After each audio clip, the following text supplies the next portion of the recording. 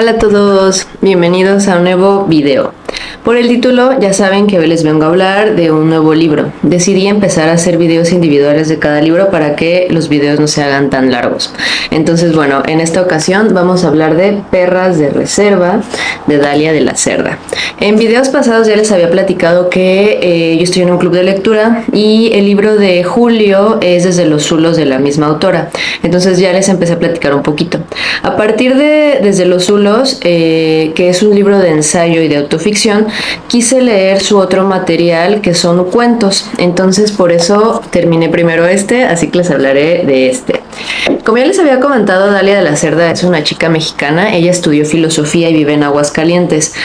Perras de Reserva es este libro, está publicado por la editorial Sexto Piso, que es una editorial pues grande, entonces la pueden encontrar o pueden encontrar el libro en casi todas las librerías y de hecho también lo van a encontrar en los más leídos en los últimos meses, en Gandhi, Sótano, El Péndulo, etcétera.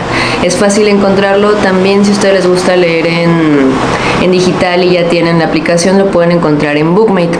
Es un libro bastante cortito, de hecho solo tiene 139 páginas y está compuesto por 13 cuentos. Los 13 cuentos están escritos en primera persona. ¿Qué quiere decir? Es el personaje que está relatando su historia o la historia de alguien más, pero es en primera persona. Otra cosa curiosa es que todos los cuentos, de cierta forma, excepto como uno o dos, están relacionados con los demás. ¿Qué quiero decir? Que ocurren en el mismo universo. Ya ven que ahora está muy de moda el multiuniverso, ¿no? Pues sí, todos los cuentos parece que toman lugar en un mismo universo. Y de hecho la portada por eso es tan linda, porque en la portada podemos ver los personajes de los cuentos y cómo estos están relacionados entre sí. A mí me gusta mucho este tipo de ejercicios, como que hacen, no sé, la cosa más interesante. Ahora ustedes me preguntarán, ¿habrá spoilers? Por supuesto que sí. O bueno, no lo sé.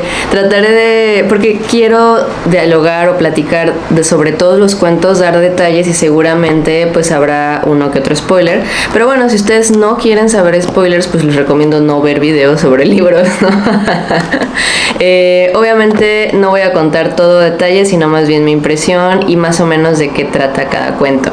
Entonces, pues, si se animan, continuemos. Yo también consideraría que esta es literatura muy accesible, es literatura contemporánea porque habla de mujeres y de problemas actuales y pues que también es fácil de leer, por eso digo que es accesible. ¿Por qué? Porque la forma en la que escribe Dalia es muy casual. De hecho, eso es lo que lo hace divertido, que su lenguaje es muy contemporáneo, no va a utilizar palabras del siglo XVII o no va a utilizar como muchos adornos.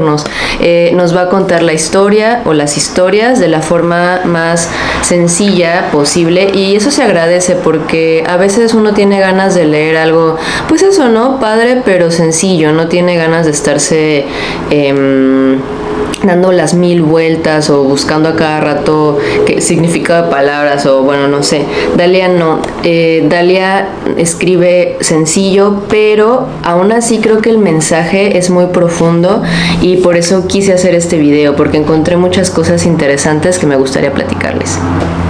De lo que más habla Perras de Reserva es de mujeres diversas, de mujeres actuales, de mujeres de muchos contextos y mujeres mexicanas o latinas. Bueno, yo sé que hay muchos contextos en México que son muy parecidos a otros países de Latinoamérica, pero yo como mujer mexicana me doy cuenta, o al leer esto veía que ahí está. El día a día, cosas que podríamos ver o yo podría ver en cualquier lado, pasar en la calle, etcétera, están aquí. Y como es algo tan cercano, también eso llama la atención. Voy a empezar entonces con el primer cuento porque son 13. Como les dije, voy a hacer un pequeño resumen y algunas cosas que me llaman la atención, pero trataré de ser breve para que este video igual no se haga larguísimo. El primer cuento se llama Perejil y Coca-Cola y creo que este cuento es muy importante y muy necesario porque es una historia sobre una chica que pues tiene un aborto. En mi generación, me imagino que en las de arriba, la palabra aborto siempre se relacionaba con tragedia, ¿no? Siempre nos dan la narrativa de las mujeres que sufren mucho, de la mujer víctima, de la mujer que tiene que pasar por un evento súper traumático para poder abortar. Y creo que ahora en la actualidad nos hacen falta este tipo de narrativas, ¿no? Narrativas más femeninas para ir quitando la idea no nada más de que el aborto está mal, sino de que es algo siempre trágico o algo súper difícil o algo que va a traer desgracias, ¿no?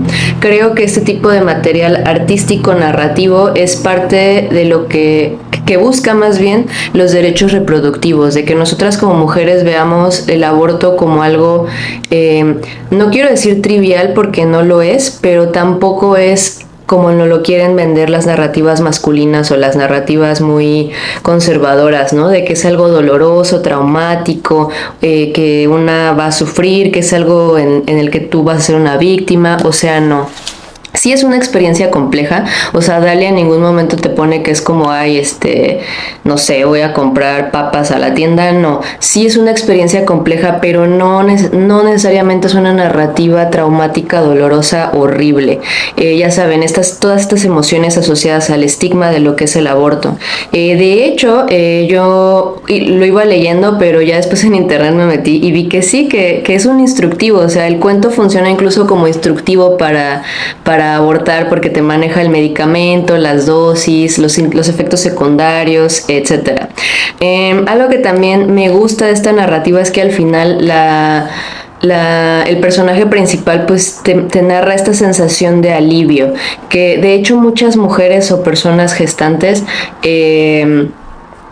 lo refieren, pero hay mucha culpa en esta expresión, ¿no? Por lo mismo, por todas estas estigmas y todas estas ideas muy conservadoras y muy pro vida de que el aborto está mal. Entonces, poner esto como primer cuento, o sea, por lo general, la gente pues a veces nada más ojea el principio de un libro y ve si lo atrapa o no, pero creo que ponerlo al inicio es una buena idea, y el mensaje es muy claro. Como les platicaba, Dalia es feminista, es activista, y uno de los movimientos dentro del feminismo del que ella es muy en pro y trabaja para es el acompañamiento para personas que abortan.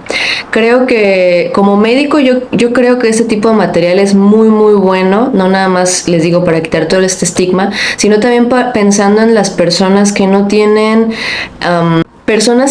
el acceso a un sistema de salud o a una atención médica digna, porque seamos honestos, vivimos en México 2023, no es como que el sistema de salud esté en sus mejores momentos, ni es como que en todos los estados incluso esto sea legal. Entonces, el que lo ponga en un material así se me hace positivo, porque sí, es algo que es común, que no tiene por qué vivirse de una forma tan dramática, tan traumática, y que incluso ella en el mismo cuento pone los síntomas de alarma para que, bueno, ya hiciste esto, te vas a sentir así, pero en dado caso de que sientas tal o cual cosa, ahí es cuando ya puedes ir al hospital, y creo que eso es bellísimo. A mí personalmente me encantó. Entonces pasamos al segundo cuento. El segundo cuento se llama Juliana, con Y. Juliana es la hija de un super capo de una red de narcotráfico en México. Me gusta porque empieza la historia, bueno, obviamente como les dije son cuentos de primera persona, entonces es ella relatando su historia. Yo no soy tan fan de las narcoseries o todo esto que ya se denominó la narcocultura. De hecho sí estoy como muy en contra de romantizar todo esto. Sin embargo, en el cuento yo no siento que se esté romantizando o se esté idealizando este tipo de personajes. Más bien es como la historia en este contexto que la verdad yo de repente sí agradecí, porque hay cosas que yo no conozco, ¿no? O sea, que yo no sé, que sí uno lo escucha en las noticias, pero como que no conoces a detalle. Entonces esta historia me dio como más idea de todo esto llamado la narcocultura, pero repito, no es desde un punto de vista de idealizar o de decir wow, qué increíble, yo quiero ser así. No. Es la historia, de hecho, de una amistad femenina muy fuerte. Me gusta porque desde aquí empezamos a ver que Dalia nos habla de vínculos entre mujeres y no necesariamente desde el amor de pareja o el amor romántico. En varias entrevistas, pues ella ha mencionado que le gustan estos vínculos y que no considera que para una mujer lo más importante sea eso, ¿no? Encontrar el amor de su vida. Dentro del cuento creo que se hacen muchas reflexiones de clases y de los prejuicios que tenemos, porque me da risa que podemos pensar que el dinero es la solución para todo, pero no, porque de repente ya llegas a cierto estrato social en el cual no importa que tengas dinero, sino también pues de dónde naciste, el color de tu piel, el color de tu cabello, el color de tus ojos, que tengas el apellido correcto, que vivas en la colonia correcta, y también hay una reflexión muy interesante, ¿no? Porque repito, esta Juliana pues es la hija de un narco, pero a la escuela a la que ella va pues también hay hijas de diputados y cosas así, y en algún punto sí se maneja, ¿no? Pues la verdad es que el dinero de ambas viene de lugares pues algo ilegales, que puede ser como la corrupción, el asesinato, la venta de drogas, etcétera, pero que al final es un mundo que no hay buenos y malos, o sea, es un mundo pues en el que todos tienen lodo y sangre en las manos, entonces el dinero sigue siendo sucio para ambas partes. Este tipo de análisis se me hizo muy interesante, cómo esta realidad de clases es muy compleja, más allá de si tengo o no dinero, ¿no? El origen de las personas, aquí no nada más es el origen del dinero, sino también la raza, la clase, y les digo, esta idea falsa de que la gente de dinero, la cuna de oro, la gente que viene de ahí, se lo merece o es dinero justo por su trabajo. Yo no digo que no, que siempre, ¿no? Pero pues hay muchas ocasiones en las cuales este dinero no es tan limpio como ellos quieren que lo pensemos. Me encantó. Además, el final me gustó mucho, siento que es esta historia también como de venganza, ¿no? Últimamente he estado viendo muchas películas de venganza, entonces este cuento viene a colación. El tercer cuento se titula Que Dios nos perdone. Este cuento trata sobre unas hermanas que viven pues en una localidad de las periferias de cierto pueblo, o sea, pues también pues pobres, ¿no? Sin embargo, pues nos están platicando que ellas, aunque viven en estos lugares, pues tienen su dinero ahorrado, etcétera. Pero llega una persona, se mete a su casa y entonces ellas, pues para evitar el asalto, se defienden y terminan matando al asaltante. En general me dio escalofríos este cuento por lo real que puede llegar a ser, ¿no? Vivimos en un mundo muy loco y muy violento actualmente. O sea, bueno, creo que siempre ha sido así, o algunos me dirán, ¿el mundo siempre ha sido loco? Sí, pero en la actualidad pues hay mucha violencia. Algo interesante de este cuento que se conecta con otro más adelante es que está basado en una historia real, que de hecho a este tipo de crímenes o este tipo de criminales se les llama jauleros, o sea, son personas que se saltan como bardas y llegan a la casa y asaltan la casa. Entonces este cuento está basado en una noticia que Dalia vio. No es de mis favoritos, pero sí se me hizo interesante y repito, se me hizo muy crudo. El siguiente cuento se llama Constanza y este cuento está relacionado con la historia de Juliana.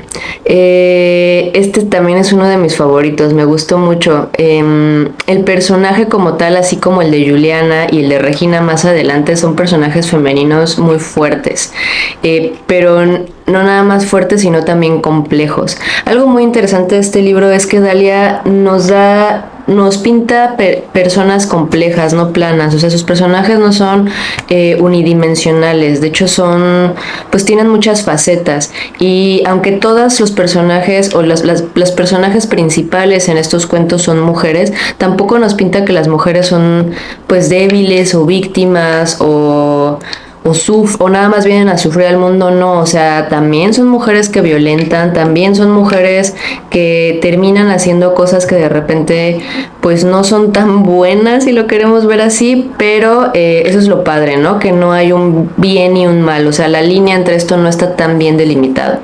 Constanza es una chica que empieza diciendo, a mí me educaron para aguantar.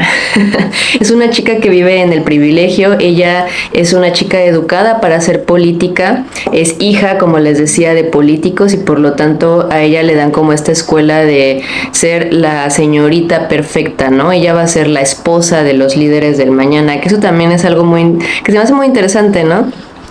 Que como no nada más educan a los hombres para cuidar el poder y vivir el poder, sino también las mujeres que los van a acompañar como un adorno.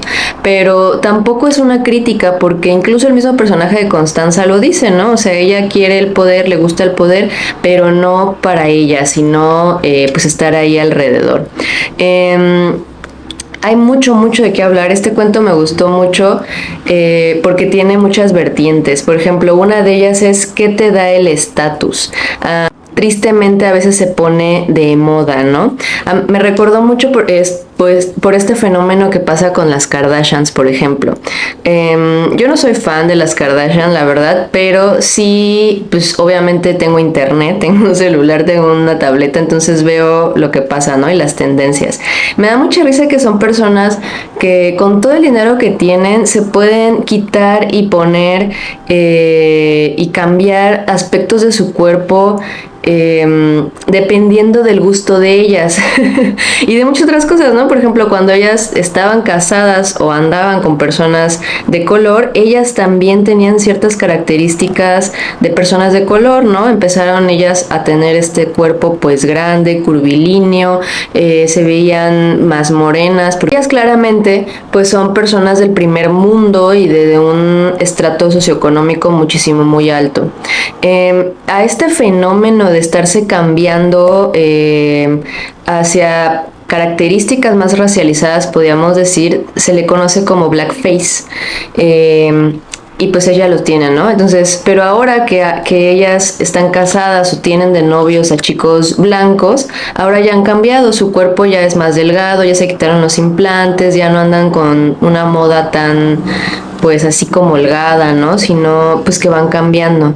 Eso me da risa porque los poderosos siguen utilizando su su poder, todo esto dependiendo de qué está de moda. Si antes estaba de moda verse de esa forma, pues ellas lo hacen. Y no nada más son las únicas que han sido criticadas por esto, sino también en algún momento creo que leí que también estaban culpando a Rosalía por esto que también se pueden llamar apropiación cultural. Es pues sí como los poderosos se apropian de las narrativas convenientes para mantenerse en el poder.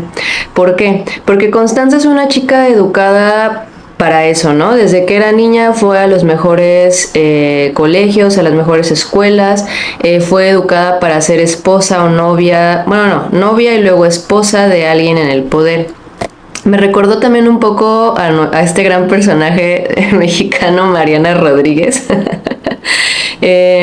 Pero bueno, ella cuando ya consigue su novio, que ya va a ser el próximo presidente de México, ella se crea un personaje porque es lo que más le conviene para la campaña política de su esposo. Entonces ella se pinta el cabello, de color más oscuro y se empieza a poner pupilentes cafés y se broncea más para verse más racializada. Y de hecho en el cuento ella la empiezan a llamar la mestiza, porque ese es el personaje que ella quiere interpretar, porque para el momento político que ella está viviendo, pues es lo que conviene, ¿no? Verse así, verse racializada. Entonces, por eso me vino todos estos pensamientos. Creo que está muy bien logrado. Creo que lo escribió antes del fenómeno de Mariana Rodríguez, pero claramente lo leí y pensé en ella. Y me gustó mucho. El siguiente cuento se titula Dios no hizo el paro, y esto está relacionado con el cuento que les platiqué de hace rato que decía que Dios nos perdone. No les dije el plot twist de ese último cuento, pero bueno, en Dios no hizo el paro nos platican la historia de la persona que se metió a la casa de estas mujeres a asaltar. Es muy interesante porque a mí me hizo pensar en mis prejuicios y por lo general que estos prejuicios vienen del miedo, ¿no? De que escuchamos que una persona es ratera o es un ladrón o lo que sea y todos los prejuicios que vienen hacia esa palabra. Sin embargo, no pensamos muchas veces en qué es lo que está pasando en el sistema para que estas personas hagan esto, ¿no? Que no siempre es como de que, sí, claro, es que todos son unos sociópatas y por eso hacen lo que hacen. No, o sea, sí también estas personas se ven atravesadas por muchas cosas, especialmente las cuestiones económicas y sociales que los llevan a eso. Me gustó mucho este cuento, me gustó más que el anterior de las víctimas, o sea, o bueno, de las señoras a las que se mete a robar la casa. ¿Por qué? Porque nos da una idea más profunda de por qué está haciendo eso, qué llevó a esta persona a dedicarse a lo que se dedica y que muchas veces, pues sí, la gente pobre no es pobre porque quiere. O sea, depende mucho de dónde nacemos, de nuestros contextos económicos y a lo que vamos a poder llegar. El siguiente cuento se llama Rosa de Sarón. Cuando le preguntaron a Dalia sobre este cuento, ella nos dice que para ella este cuento era como el intermedio, ¿no? O sea, por ejemplo, antes cuando ibas a una obra de teatro y te ponían algo en el medio para descansar. ¿Por qué? Porque este cuento no se relaciona tanto con los demás.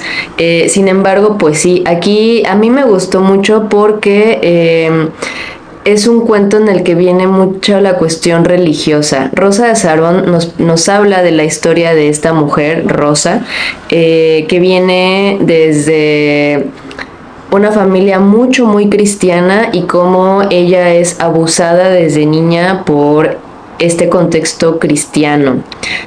No en contra de los cristianos, por supuesto que no, sino que aquí en México pues hay cierta organización o cierta forma en la que estas personas a veces entran a pues, situaciones de secta, ¿no? Me recordó mucho a esto de la luz del mundo, que pues es gente de mucho poder, de mucho dinero, que tiene muchos intereses para que para ser fanáticos a sus seguidores, y esto trae muchísimas consecuencias. Algo que me dio risa es que Rosa de Sarón es un tipo de rosa que se considera, o que le pusieron así porque es la flor más bella y que quiere decir abundancia y tierra fértil.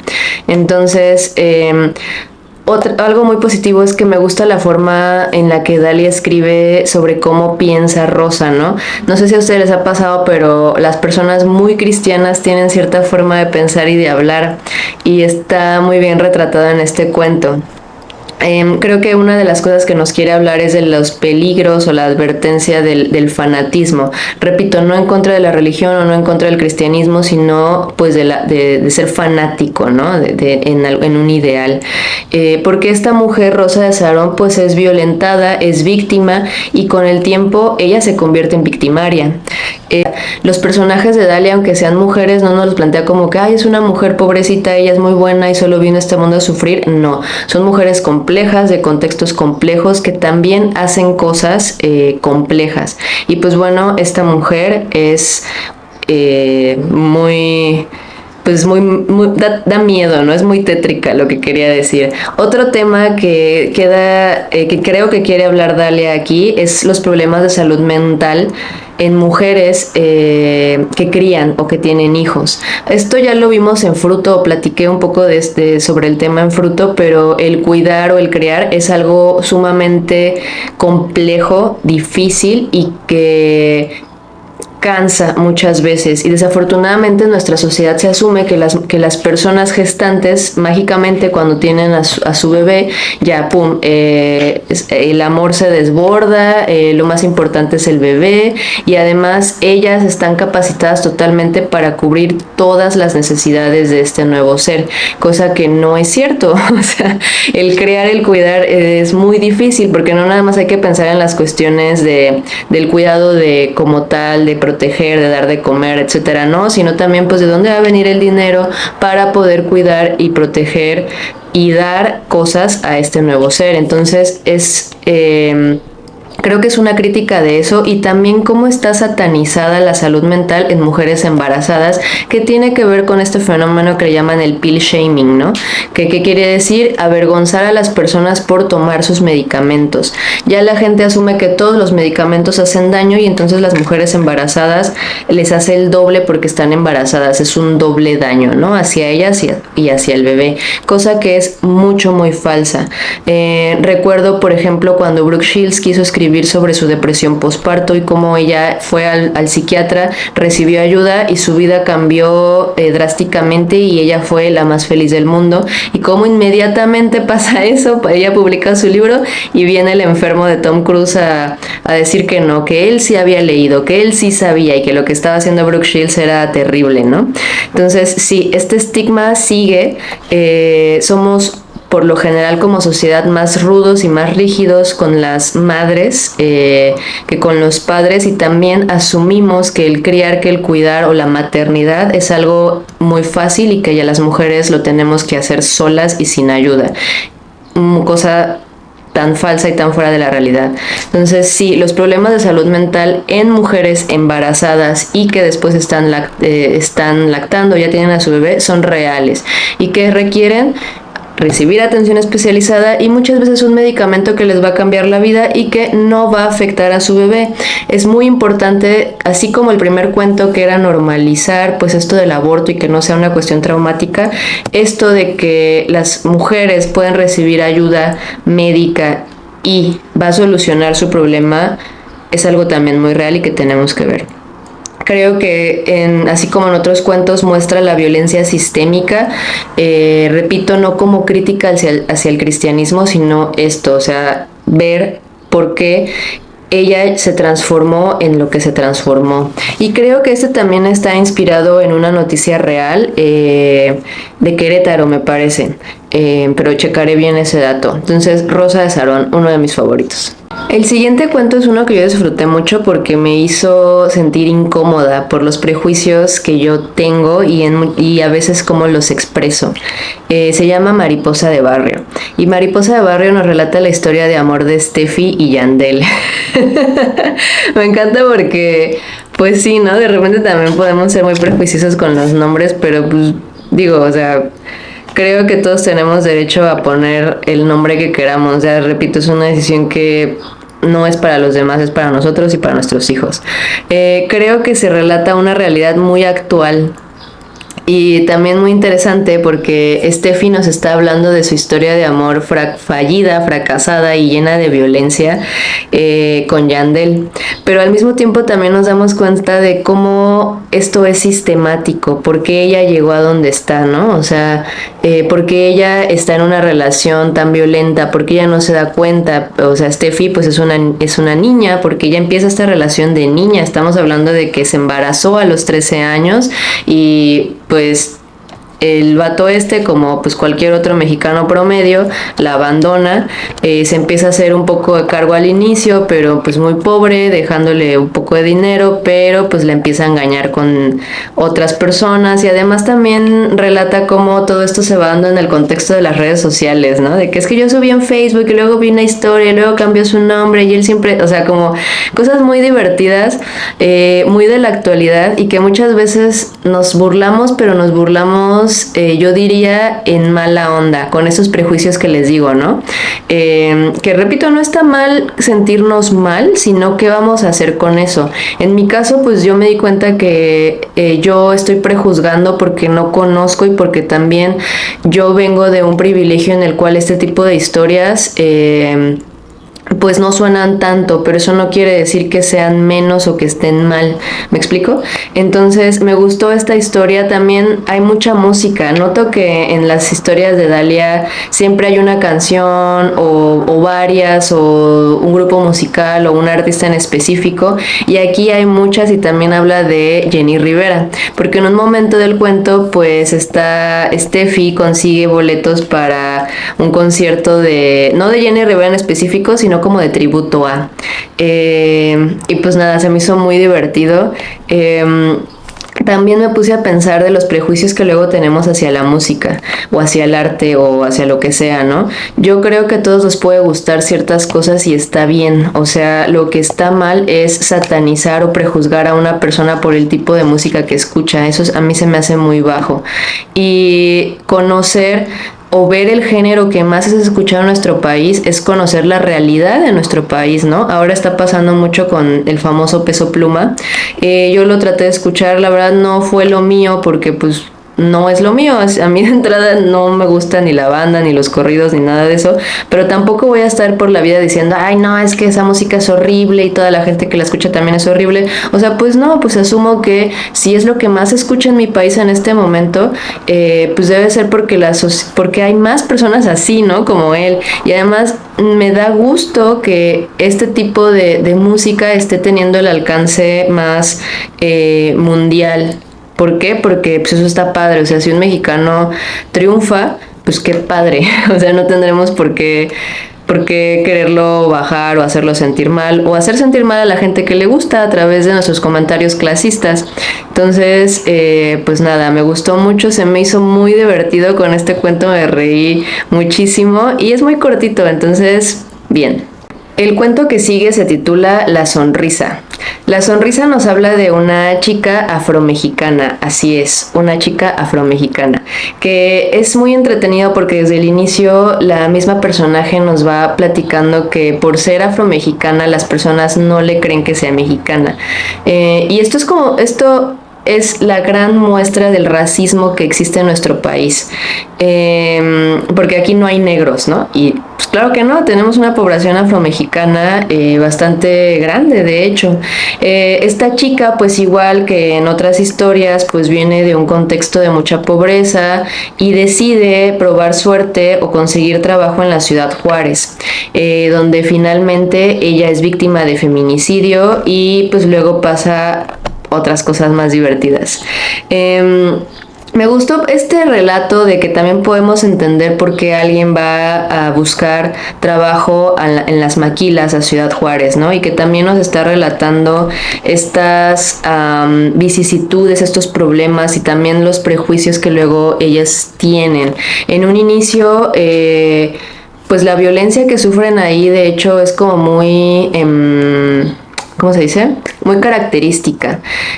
¿Por qué? Porque por lo general los feminicidios se van hasta este grupo de mujeres que trabajan en las maquilas, pero que la sociedad también empieza a desprestigiar o a revictimizar. ¿Por qué? Porque hasta les llaman las maquilocas, ¿no? Les empiezan a echar la culpa de lo que les pasa por querer salir pues no sé, a tomarse una copa o irse de fiesta. Y finalmente la víctima nunca tiene la culpa de lo que le pasa. O sea, pues si yo quiero ir a echar fiesta un día, eso no va a ser que, pues por eso estuvo bien que te mataran. Pues no, todos queremos divertirnos y todos vamos a fiestas, todos tomamos alcohol y...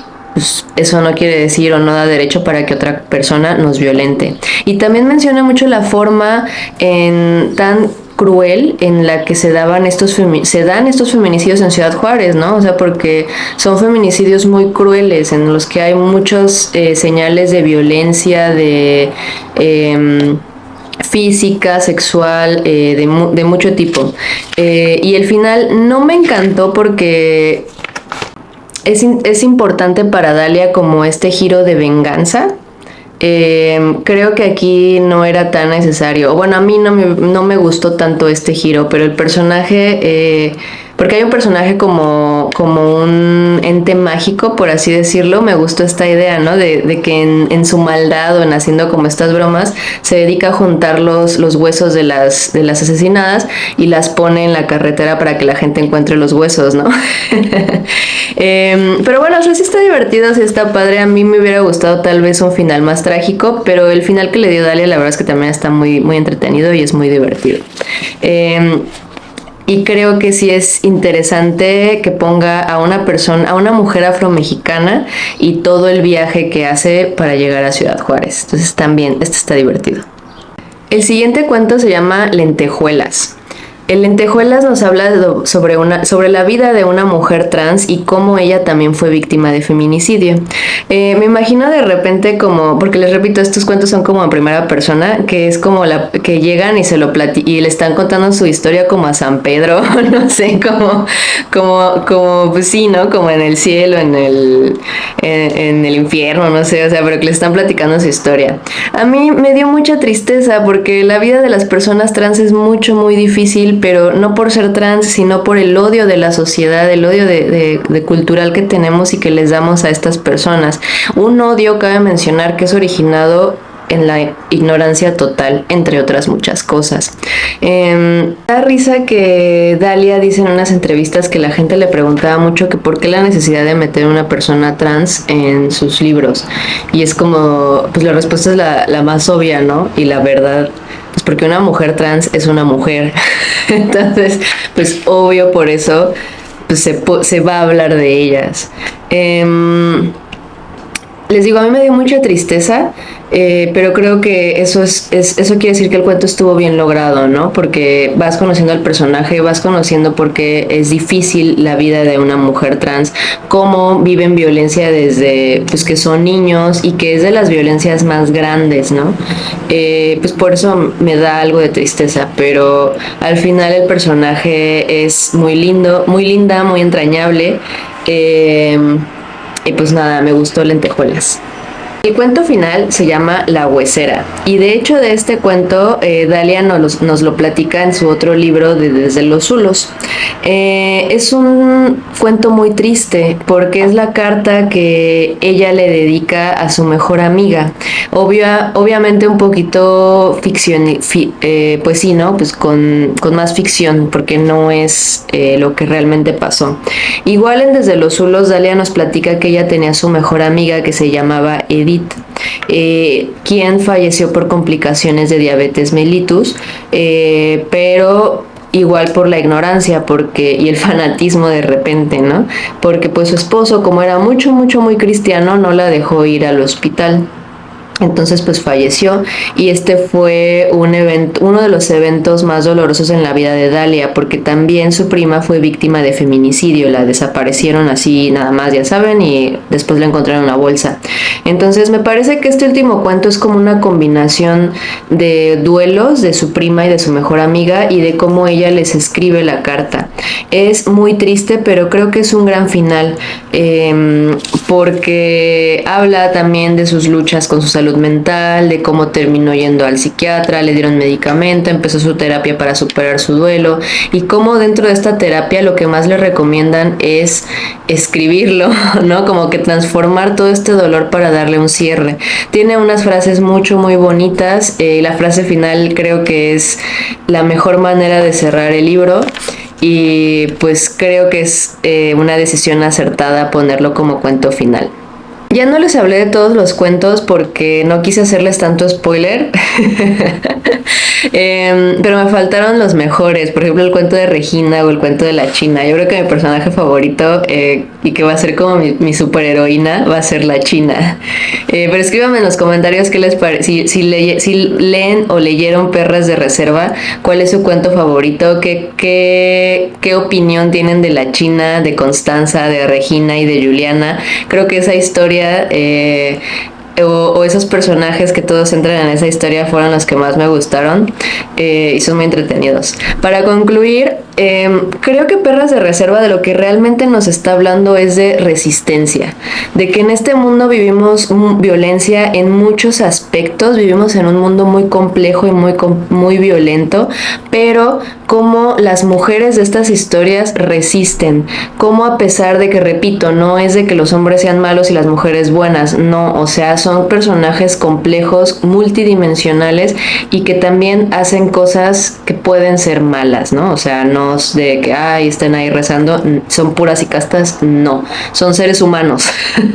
O sea, los seres humanos no somos ni blancos ni negros, tenemos una escala de grises muy interesante y es lo que nos hace bellos, ¿no? Pero al final creo, o a mí lo que me deja el mensaje es de que se puede sobrevivir, de que podemos resistir a este mundo tan caótico, tan violento, y que puede existir incluso amor, ternura, amistad, belleza, risas, o sea que a pesar de todo lo horrible que está allá, se vive. Y me gustó mucho. Este libro se los voy a recomendar a muchas personas, se los estoy recomendando a ustedes. Ojalá le den una oportunidad. Repito, es muy rápido, muy sencillito, muy interesante. Una lectura de verano. Para la lectura de verano yo creo que es perfecto. Y pues nada, déjenme en los comentarios más cosas, qué les pareció, si ya lo leyeron, si les dieron ganas de leerlo, si dije muchos spoilers, si no. Y quién es su personaje favorito. Como ya les dije, el mío es la China. Ya verán por qué. Y pues nada, espero que les haya gustado y nos vemos en el siguiente. Hasta luego.